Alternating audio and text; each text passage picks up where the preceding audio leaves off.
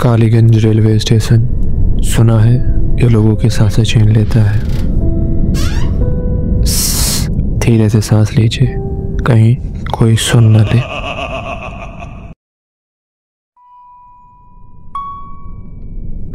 Kaliganj railway station सिर्फ 2 platform वाला एक छोटा सा रेलवे स्टेशन था। आज भले ही यहाँ सन्नाटा पसरा हुआ है, पर एक जमाने में यह स्टेशन कभी सोता नहीं था। मालगाड़ी, यात्री ट्रेनें, सीटी की आवाज़ें और लोगों की भीड़, सब कुछ लगातार बहता रहता था। शोर था, पर इस शोर में जिंदगी थी। लेकिन वो रात, उस रात ने सब कुछ बदल दिया। स्टेशन पर कोई आदमी जल्दी में था। सिगरेट पीते पीते किसी की आवाज़ सुनते ही उसने अपनी अधबुझी सिगरेट को बस यूं ही झटके में मालगाड़ी के ऊपर फेंक दिया। मालगाड़ी में लकड़ी, सूखी घास और तेल के कनस्तर भरे हुए थे, मानो वह बस चिंगारी का ही इंतजार कर रहे थे। फिर क्या था, हल्का धुआं हुआ और फिर एकदम से धमाका हुआ। देखते ही देखते आग बगल में खड़ी पैसेंजर ट्रेन तक पहुंच गई थी। लोग समझ पाते इससे पहले प्लेटफॉर्म पर चीखें, अफरा तफरी और धुएं का घना अंधेरा छा गया था। गांव वालों के मुताबिक उस रात प्लेटफॉर्म पर मौत ने खुलकर नाच किया था। सरकारी कागजों में लिखा था 190 लोग मारे गए, पर शायद असली गिनती कभी किसी ने की ही नहीं। उस रात के बाद कालीगंज स्टेशन फिर कभी पहले जैसा ना रहा। जहाँ पहले गाड़ियों की सीटी सुनाई देती थी, अब वहाँ बस सन्नाटा था। कहते हैं उस रात स्टेशन की ज़मीन तक लाल हो गई थी।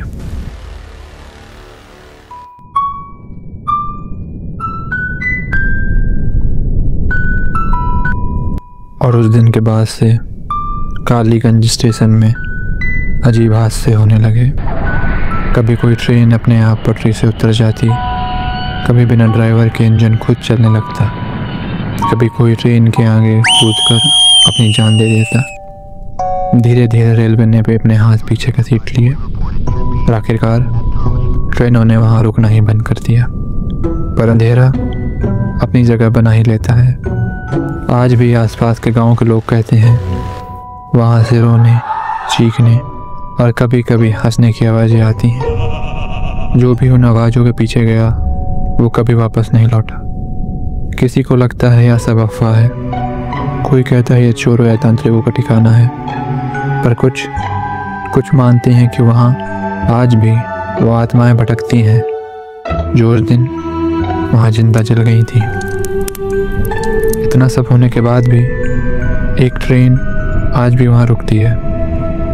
ट्रेन नंबर 667, वो भी सिर्फ 1 मिनट के लिए, रात के ठीक 2 बजे। अब पिछले कई सालों से उस ट्रेन पर बैठना छोड़ो, गांव वाले रात में उस स्टेशन की तरफ देखना भी नहीं पसंद करते। इतना कहते ही विवेक के मामा खांसने लगे। कमरे में हल्का धुआं था, तेल का दिया टिमटिमा रहा था। विवेक के मामा करीब 70 साल के आसपास के होंगे। खांसते हुए उन्होंने पानी का गिलास उठाया।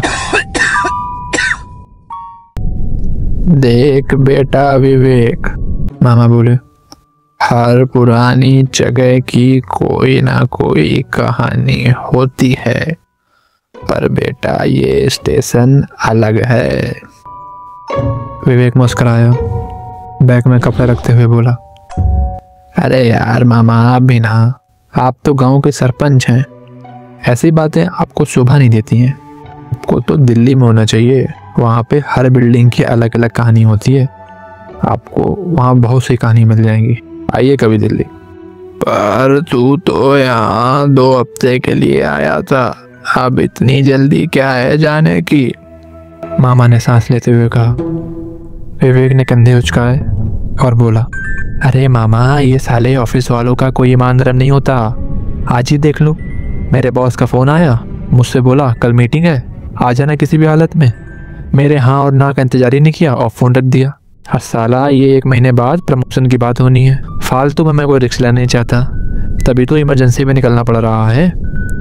मामा थोड़ी देर चुप रहे और कुछ सोचकर बोले, अच्छा तो सुन, रात के 2 बजे पहुंच जाना वहाँ पे, ट्रेन नंबर 667, याद रखना 667 ही में चलना, और जब तक यहाँ का इलाका पार न कर लेना तब तक किसी से भी बात मत करना।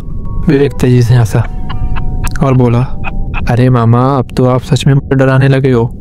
कुछ घंटों बाद विवेक अपने बैग की चैन बंद कर रहा था। मामा से नमस्ते कर वो स्टेशन की तरफ अकेला ही निकल गया था। हालांकि उसके मामा ने उसको लाख बार समझाया, बेटा मुझे भी ले चल, तू इस जगह के बारे में ज़्यादा नहीं जानता। विवेक बोला, अरे मामा 10 मिनट की दूरी में स्टेशन है, क्या हो जाएगा ज़्यादा से ज़्यादा, और इतनी ठंडी में और इतनी रात में आपका बाहर जाना ठीक नहीं, आपकी तबीयत आजकल ठीक नहीं रहती है। या कहकर विवेक जैसे ही घर से बाहर निकला था, उसके मामा फिर से एक बार बालकनी से चिल्लाए थे, और सुन, सिगरेट मत पीना स्टेशन में, वो आग से बहुत चिढ़ते हैं। इस बार विवेक झुल्ला गया। उसने मामा की उम्र और तबीयत की इज्जत करते हुए झुल्लाहट में अपना सिर हाँ में हिलाया और अकेले ही कालीगंज के लिए निकल गया। थोड़े समय बाद विवेक कालीगंज स्टेशन पे खड़ा था। स्टेशन घर से ज़्यादा दूर नहीं था। विवेक 10 मिनट के अंदर ही स्टेशन पहुंच गया था। वो कालीगंज रेलवे स्टेशन के प्लेटफॉर्म नंबर 1 पर खड़ा था। हवा में किसी पुराने लोहे की जंग लगी गंध थी। कहीं दूर कोई लकड़ी की खिड़की हिलने की आवाज़ विवेक के कानों में आ रही थी। दीवारों पर टंगी टूटी ट्यूबलाइट झिलमिला रही थी, जैसे रोशनी भी रुक रुक कर सांसें ले रही हो। विवेक ने घड़ी देखी, 1:39। पूरा प्लेटफॉर्म खाली था, बस हवा और जोर से चिल्लाता हुआ सन्नाटा, जैसे हवा भी सांसें रोक कर खड़ी हो। ना कोई आवाज़, ना कोई इंसान, जैसे पूरा स्टेशन विवेक को ही देख रहा हो।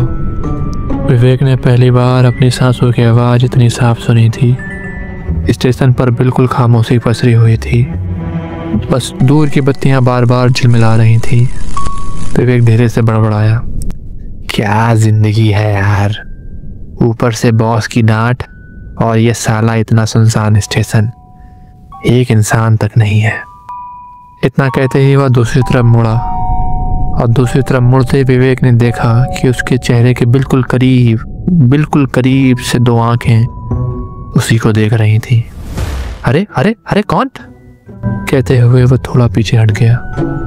हवा हल्की से खिसकी और वो आकृति पास आई। ओह आई एम सो सॉरी, मैं KM मिश्रा, यहाँ का स्टेशन मास्टर, कुछ दिनों पहले ही ज्वाइन किया है। विवेक ने खुद को संभाला। दिल धड़क रहा था मगर चेहरा नॉर्मल करने की पूरी कोशिश करी। स्टेशन मास्टर लगभग उसी की उम्र का था, लेकिन चेहरे पर एक अजीब सी मुस्कान लिए हुए था। दोनों ने हाथ मिलाया। हाथ मिलाते ही विवेक को एक सर्द हवा का झोंका महसूस हुआ, जैसे ठंडी हवा हाथ की नसों के सहारे उसके भीतर तक घुस गई हो। कुछ देर बाद बातचीत में पता चला कि ट्रेन 2.5 घंटे लेट है। विवेक को हैरानी नहीं हुई। उसने सोचा, साला इससे ज़्यादा क्या ही बुरा हो सकता है। विवेक स्टेशन मास्टर से काफ़ी देर बात करता रहा और फिर बातों बातों में विवेक ने हंसते हुए पूछा, यार एक बात बताओ, एक गांव वाले जो स्टेशन के बारे में भूतों की कहानियां बताते हैं, इसमें साला सच कितना है? स्टेशन मास्टर हल्का सा मुस्कुराया, मैं तो अभी ज्वाइन हुआ हूँ, मुझे ना ऐसा कुछ दिखा है और ना ही मैंने महसूस किया है। विवेक भी मुस्कुरा दिया। पता नहीं क्या सोचते हुए विवेक ने अपनी जेब से सिगरेट निकाली और लाइटर स्टेशन मास्टर की तरफ बढ़ाया। लेंगे? स्टेशन मास्टर ने विवेक की तरफ देखा और बोला, पहले पीता था और अब छोड़ दिया है। विवेक ने कहा, अरे ले लो, मुझे भी कंपनी मिल जाएगी यार, एक से कुछ नहीं होता। पर इस बार स्टेशन मास्टर की आंख लाल हो गई, मानो अचानक उसके अंदर सालों का गुस्सा आ गया हो, और फिर दांत पीसते हुए बोला, अब मेरे स्टेशन में सिगरेट पीना मना है। विवेक ने तुरंत सिगरेट वापस रखी और बिना सोचे समझे माफी भी मांग ली। स्टेशन मास्टर चुपचाप मुड़ा और बिना कुछ कहे अपने ऑफिस में चला गया। ऑफिस प्लेटफॉर्म 1 के आखिरी छोर में ही था। विवेक बुदबुदाया, क्या पागल आदमी है, एक सिगरेट में कौन इतना गुस्सा दिखाता है। विवेक एक बेंच में जाकर बैठ गया। कब आंख लग गई उसे शायद खुद ही नहीं पता चला। अचानक विवेक की आंख खुली। वो उठकर खड़ा हुआ और नींद में ही बुदबुदाया, आ गई क्या। आंख खोलते ही विवेक ने देखा कि स्टेशन में तो बहुत चहल पहल हो गई थी। जहाँ कुछ समय पहले मौत जैसी खामोशी थी, अब वहाँ इधर उधर लोग चल रहे थे, दुकानें खुली थीं और प्लेटफॉर्म पर हलचल थी। और सबसे अजीब बात थी कि सबने पुराने ज़माने के कपड़े पहने हुए थे, जैसे किसी 1950 की फिल्म से सीधे लोग बाहर निकाल लिए गए हों। एक ट्रेन प्लेटफॉर्म पर भी खड़ी थी। विवेक ने ट्रेन नंबर देखा, 666। विवेक के सीने में एक ठंडी लहर दौड़ गई और बेंच के पास वापस लौटा। पर इस बार बेंच में एक औरत भी बैठी हुई थी, चुप, बिल्कुल चुप। विवेक ने अपना बैग उठाने के लिए हाथ बढ़ाया, तभी वो औरत धीरे धीरे उसकी तरफ सरक गई, जैसे बैग को अपने पास खींच रही हो। विवेक ने नर्म स्वर में कहा, अरे मैम, ये मेरा बैग है। बस यह कहते ही पूरा स्टेशन एकदम थम गया। लोग जहाँ खड़े थे वहीं जम गए। कोई हिला नहीं, कोई बोला नहीं। विवेक को लगा कि ये औरत विवेक के बैग में हक जमाने की कोशिश कर रही है, तो विवेक ने जल्दी से बैग उठाने की कोशिश करी, लेकिन उस औरत ने विवेक का हाथ पकड़ लिया और उसका हाथ इस तेज ठंड में भी आग जैसा गर्म, मानो जलता कोयला हो। दर्द से उसकी चीख निकल गई और स्टेशन पे खड़े किसी आदमी ने भी पलक तक नहीं झपकी। विवेक ने झटका दिया और उसकी पकड़ को छुड़ाने की कोशिश करी। झटके से औरत के हाथ से उसका पंजा निकल गया था, पर वह पकड़ जरा से भी कमज़ोर नहीं हुई। अभी भी वो उतनी ही सख्त, या कहना गलत नहीं होगा, शायद पहले से भी ज़्यादा सख्त। विवेक चीखता रहा, चिल्लाता रहा, पर किसी ने विवेक की मदद करने की कोशिश नहीं करी। विवेक ने उस औरत की ओर देखा और विवेक का खून पानी हो गया। डर के मारे विवेक हाथ में होने वाले दर्द को भी भूल गया था। उस औरत का चेहरा पूरा पिघला हुआ था, जैसे किसी ने गर्म तेल उसके चेहरे पर उड़ेल दिया हो। उसकी नाक की जगह एक काली गहरी खाई थी और होंठ की जगह बस सड़ी चमड़ी का लाल सा गीलापन। लेकिन सबसे डरावनी थी उसकी आंखें, खाली, बहुत काली, जैसे कुछ था ही नहीं वहाँ पे। पर वह सीधे विवेक को ही देख रही थी, बिना पलक झपकाए, बिना किसी भावना के। और अचानक से वह चिल्लाई और विवेक के ऊपर कूद गई। विवेक चीखा और चीखते चीखते बेंच से गिर गया। गिरते ही उसकी आंख खुल गई। वह अभी भी कालीगंज स्टेशन के प्लेटफॉर्म नंबर 1 की बेंच में बैठा था। इतनी सर्दी में भी विवेक के चेहरे में पसीना था। विवेक बोतल से पानी पीते हुए धीरे से बोला, क्या सपना था यार, बिल्कुल रियल लग रहा था। स्टेशन की खामोशी में पीली लाइट की धुंधली रोशनी बस इतना दिखा रही थी कि प्लेटफॉर्म पर और कोई नहीं है। विवेक ने स्टेशन मास्टर के ऑफिस की तरफ देखा, फिर नज़र घुमाकर स्टेशन के बिल्कुल आखिरी छोर पर देखा। वहाँ कोई बैठा था, झुका हुआ, सर नीचे। पर विवेक ने ज़्यादा ध्यान नहीं दिया। धीरे से बड़बड़ाया, चलो मैं ये कब आ गया यहाँ नहीं हूँ। पता नहीं क्यों वहाँ किसी को देखकर विवेक को एक अजीब सी खुशी हुई थी। उसने जेब से मोबाइल निकाला और नेटवर्क को ढूंढने लगा।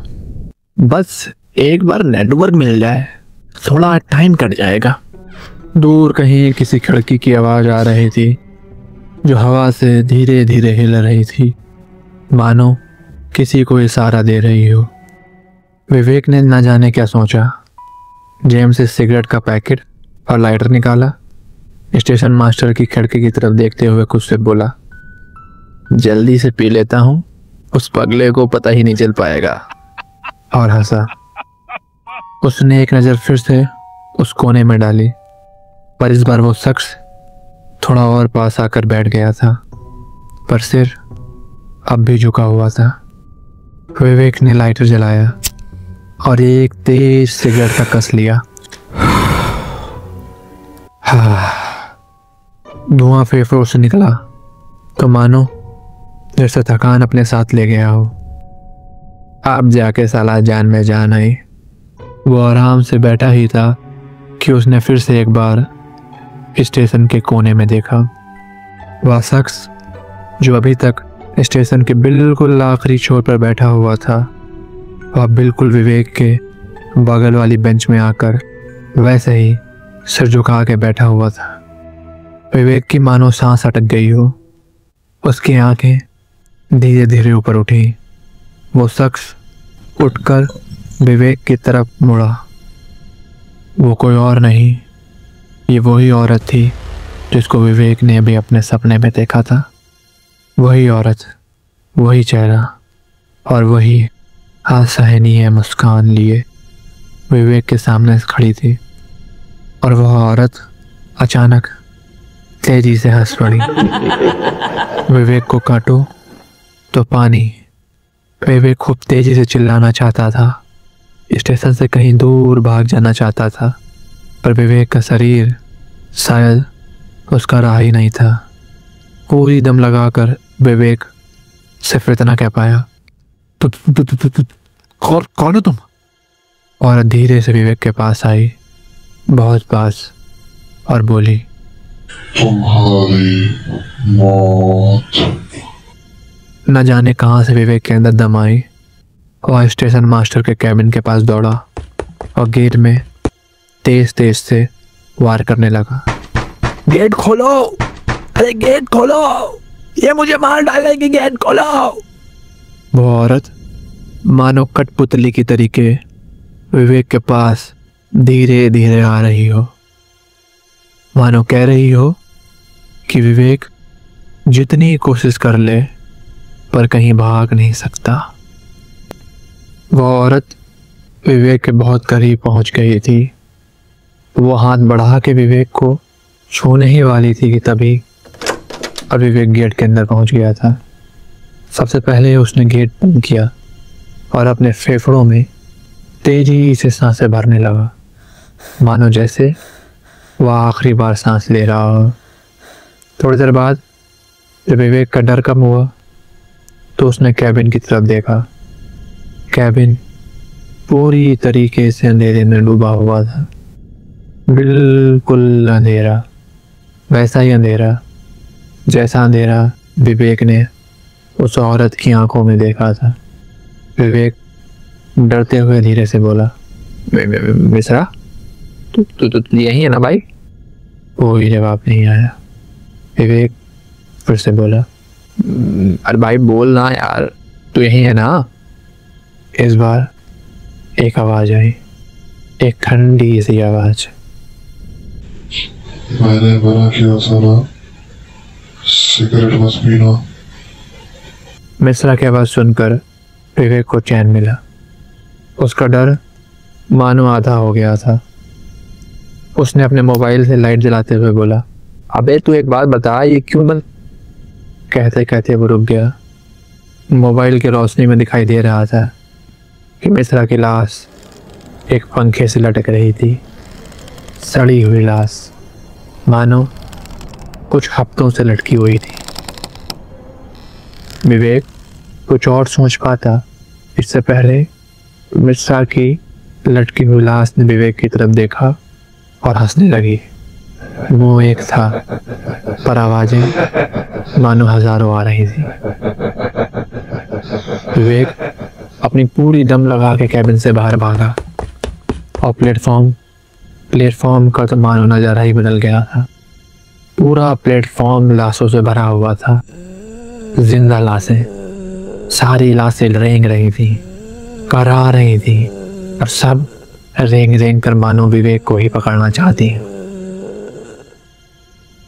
विवेक डर की उस मंजिल तक पहुंच गया था जहां पे डर लगना ही बंद हो जाता है। विवेक उन सभी लाशों को अनदेखा कर स्टेशन से बाहर भागा।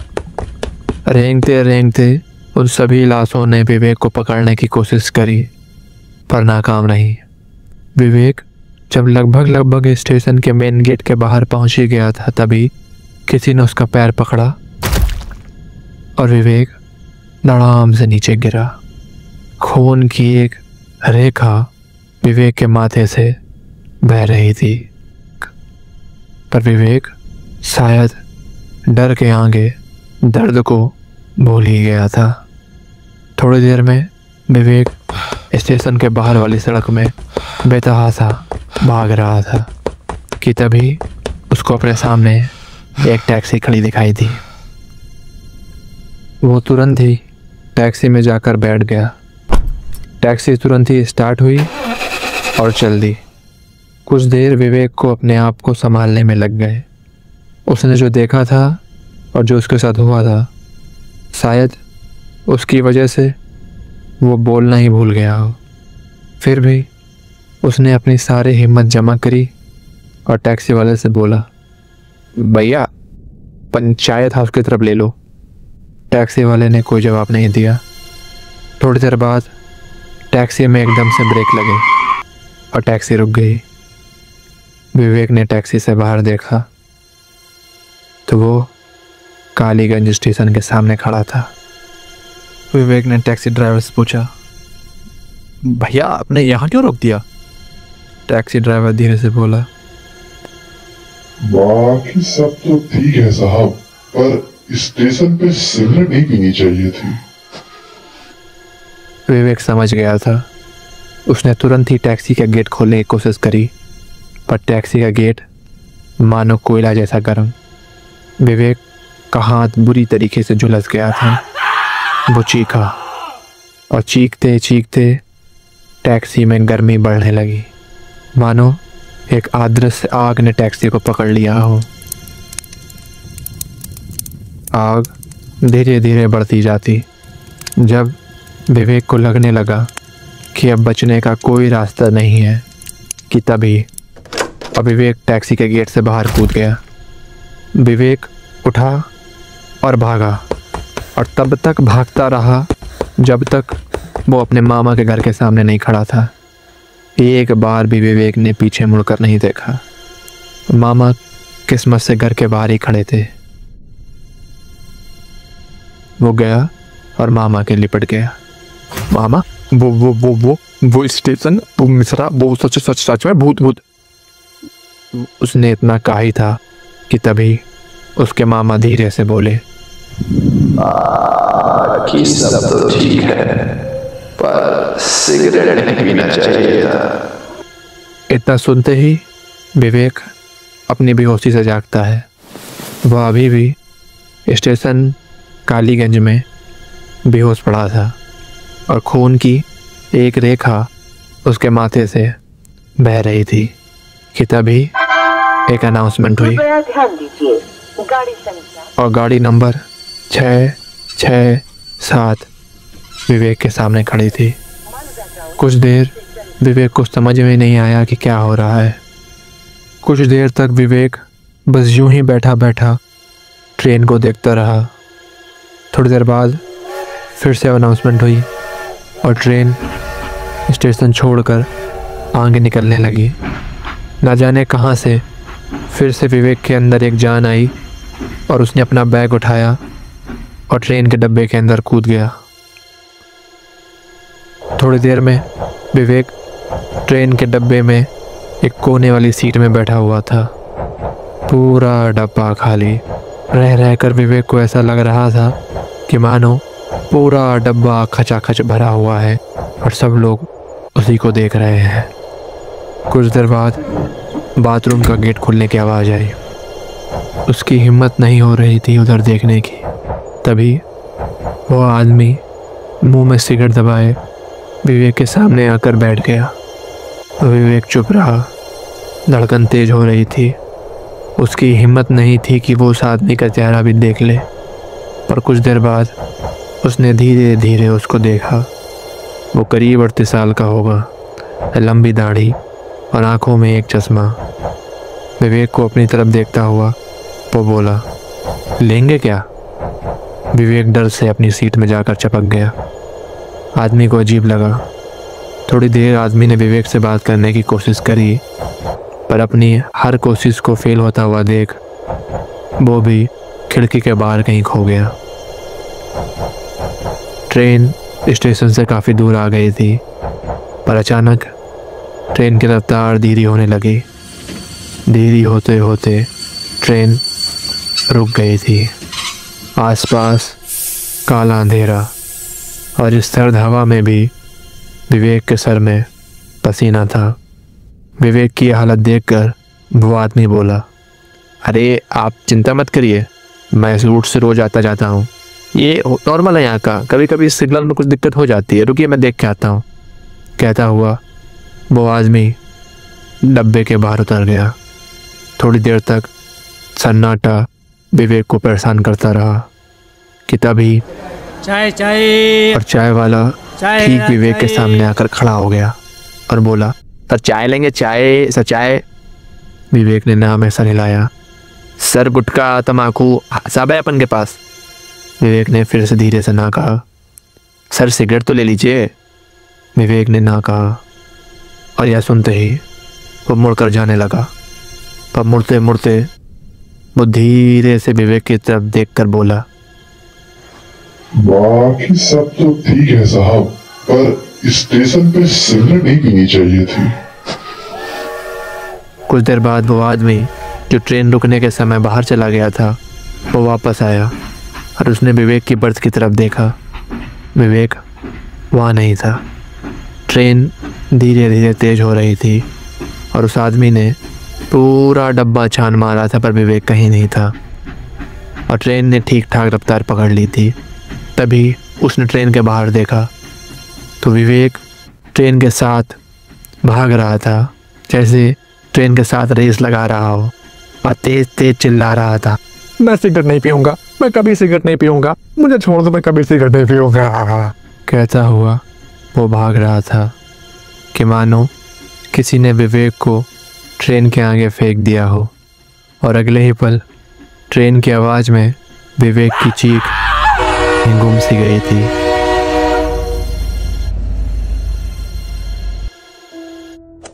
दोस्तों उम्मीद है आपको कहानी अच्छी लगी होगी। चलिए मिलते हैं भविष्य में